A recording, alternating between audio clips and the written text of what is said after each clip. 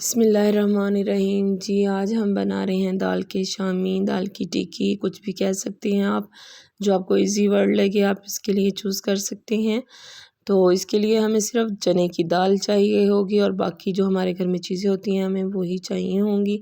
तो ये इसकी रेसिपी आपके साथ शेयर करती हूँ।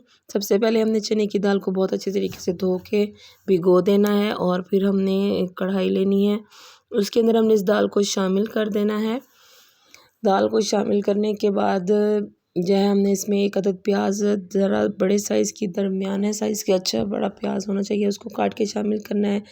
और 6 से 7 जो है हमने लहसुन के शामिल करने हैं और 1 टेबलस्पून हम इसमें जो है ना अदरक का पेस्ट भी शामिल करेंगे और साथ में हम इसमें पानी ऐड कर देंगे। दाल को हमने आधा घंटा पहले भिगो के रख दिया था और इसमें पानी हम इतना ही शामिल करेंगे जिसमें दाल हमारी अच्छी से गल जाए। तकरीबन 1 लीटर पानी है जो मैंने इसमें शामिल किया है। नमक हट जाएगा इसके अंदर 1 टेबलस्पून, सुर्ख मिर्च जाएगी 1 टेबलस्पून, हल्दी पाउडर जाएगा 1/2 टीस्पून और ये हमने डाली है काली मिर्च, ये भी हमने 1/2 टीस्पून डाली है। तो अब हम इसमें थोड़ा सा गरम मसाला ऐड करेंगे। मैं पिसा हुआ गरम मसाला ऐड कर रही हूँ, तो ये भी हमने 1/2 टीस्पून इसमें ऐड कर दिया है क्योंकि इसमें चिकन नहीं है तो इसकी इतनी ख़ास ज़रूरत नहीं थी, लेकिन फिर भी टेस्ट के लिए हमने इसमें थोड़ा सा शामिल कर दिया है। अब इसको मिक्स करके हमने ढक देना है। जी देखें, अब हमारी दाल जो है वो तकरीबन गल चुकी है, पानी भी हमारा खुश्क हो चुका है। तो बस अब हमने ये थोड़ा आंच तेज़ करके हमने दाल को अच्छे से कर लेना है और दाल को मैश कर लेना है। मैश किस तरीके से करना है आप किसी भी चीज़ से कर सकते हैं,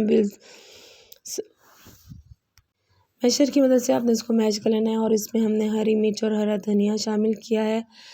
3 अदद मैंने हरी मिर्च काट के शामिल की थी और हरा धनिया भी थोड़ा सा खूबसूरत शामिल करके हमने इस तरह से टिक्कियाँ बना ली हैं। और इनको फिर हमने फ्राई करने के लिए हमने ऑयल ले लेना है।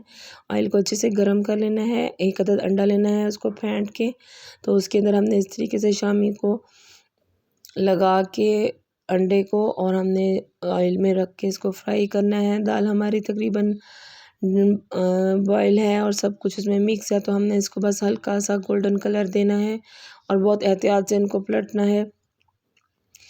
टिक्कियाँ बना के ना आपने आधा घंटा फ्रीज़र में ज़रूर रखना है ताकि ये अच्छे से ज़रा वो ठंडी हो जाएं, तो ये फिर अच्छी इनकी लुक आती है।